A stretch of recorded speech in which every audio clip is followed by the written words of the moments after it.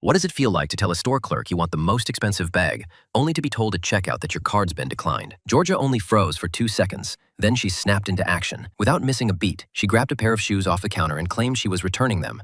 She had the clerk process the refund straight onto her credit card. Problem solved.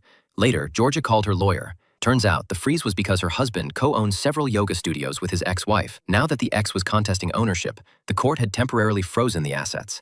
So much for enjoying the high life. Georgia figured she better not waste time. It was time to find a new man. She suddenly remembered a conversation with some parents, where she learned the city's mayor was a highly eligible bachelor. Determined, she headed straight to a restaurant across from City Hall, hoping for a chance encounter.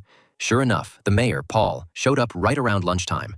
With a perfectly accidental move, Georgia turned and spilled his food all over the table. She quickly offered to buy him lunch to make up for it. With Georgia's looks and charm, Paul could hardly say no. But fate had other plans. Ginny, Georgia's daughter, just happened to be passing by the window and saw everything. That night, there was a blowout fight at home. Still, the next day, Georgia packed a lunch and showed up at school to pick Ginny up. She knew one thing for sure. If she softened up, Ginny could never stay mad at her for long. And she was right. Soon, Ginny shared that she had a date that evening. Georgia lit up. Excited, she whisked her daughter home to get her all dressed up. From her experience, as long as they didn't cross any lines, everything else was fair game. After a lighthearted and innocent date, Hunter brought Ginny home well before sunset. At that moment, Georgia was on the balcony, chatting with a neighbor. She watched the two teens hug goodbye, Ginny glowing with happiness. Georgia smiled, genuinely happy for her daughter. What she didn't expect was that later that same night, someone unexpected would sneak into her daughter's room.